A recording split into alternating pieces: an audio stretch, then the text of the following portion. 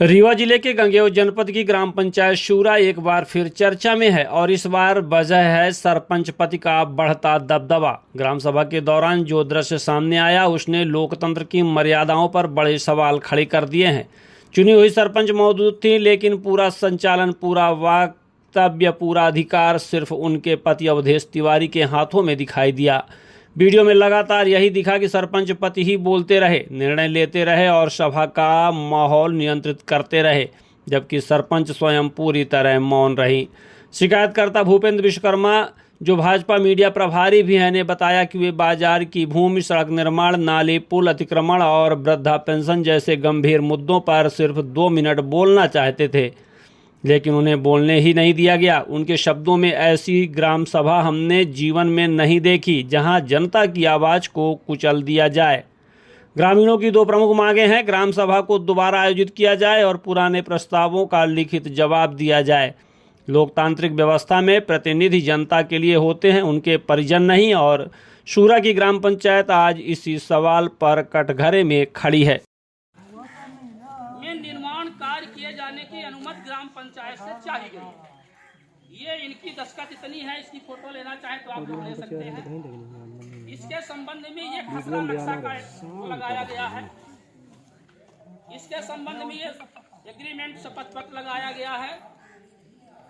दूसरे की तरफ से, दूसरे पक्ष की तरफ से ग्राम पंचायत सरपंच महोदया को 13/11/2025 को तारीख डाली गई है। हस्ताक्षर किसी का नहीं है। ये आवेदन पीछे 3 पेज होंगे चाचा, जिस किसी ने दिया है, आप सब लोग समझदार हैं, कुछ कहना नहीं, जिस किसी।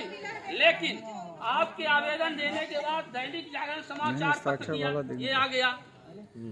दैनिक जागरण समाचार पत्र में कोई भी न्यूज प्रकाशित हो गई, उसको ग्राम पंचायत ने संज्ञान में ले लिया। आज उसके आधार पर ये एजेंडा है।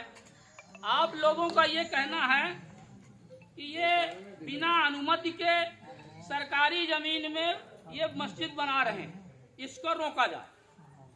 और इनका कहना ये है कि हम 1087 रकबे 11 हेक्टेयर में निर्माण कार्य करना चाहते हैं, हमको अनुमति दी जाए। इसमें विधिवत आप सब लोग एक एक करके चर्चा कर लें। चर्चा में जो निर्णय आए वो निर्णय हम अपने विहित प्राधिकारी को प्रस्तुत कर देंगे अनुमोदनार्थ। इतनी बात। हर बात अब तो है ना। आप लोग जो भी आवेदन दिए हैं, दोनों पक्ष से एक एक लोग खड़े हो जाइए। जो भी बात करना चाह रहे हैं, जो भी बात करना चाह रहे हैं, आप भी एक लोग खड़े हो जाइए। उस पक्ष से भी एक लोग खड़ी आ रही है रास्ताएं, उनको सब आप लोग खाली करवा दीजिए। बनवाने की जिम्मेदारी मेरी, मैं बनवा के दूंगी। लेकिन अगर आप लोग अच्छे से खाली करवा के देंगे तो इसमें हमें और आप प्रशंसा के भूल पाएंगे। हमारे भूपेश जी ये बोले हैं कि मेरा सरपंच साहब से पहला क्वेश्चन था जब पहली ग्राम सभा हुई थी। पहले आप चुप रहिए, मेरी बात सुन लीजिए। पहले आप मेरी बात सुन लीजिए। पहले मैं जो बात कर रही हूँ, अगर उसमें आपको गलत लगे तो बोलिए। इन्होंने हमें ग्राम सभा के माध्यम से बताया कि अतिक्रमण हटाया जाए। मैं इन लोगों ने सिर्फ मौखिक रूप से, आप लोगों को भी पता है कि ज्यादा दिन चलने नहीं है। मेरा निवेदन यह है कि एक और मुद्दा आया है कि हमारे गांव में व्यावसायिक प्रतिष्ठान, चाहे वो किराना का हो, चाहे जनरल स्टोर हो, चाहे वो क्लॉथ स्टोर हो, चाहे और मान लीजिए समोसा है, चाय है, फुल्की है, चाट है।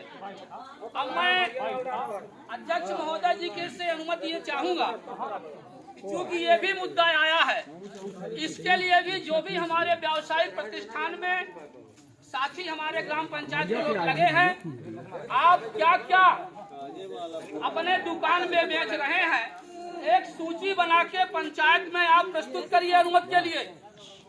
और ग्राम पंचायत आपके सामान का निरीक्षण करेगी, उसके लिए समिति बनाएगी और ग्राम पंचायत को जो अधिकार होगा उस सामान को बेचने के लिए अधिकृत करेगी। जो सामान बेचने के लिए पंचायत नहीं अधिकृत कर सकती होगी, जो करेगा उसके लिए अग्रेसित किया जाए।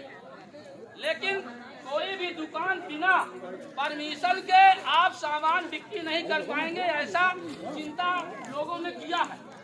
ये प्रस्ताव होना चाहिए कि नहीं होना चाहिए? देखिए, आप लोग जो खाद्य सामग्री जो बेचते हैं उसको विधिवत जहाँ से परीक्षण होता है वहाँ से आप परीक्षण करवाइए और अपनी खाद्य बिक्री जो हमारे भी सूर्या ग्राम पंचायत के लोग खाएंगे जो बेचिए जो भी वो करिए आप पंचायत से परमिशन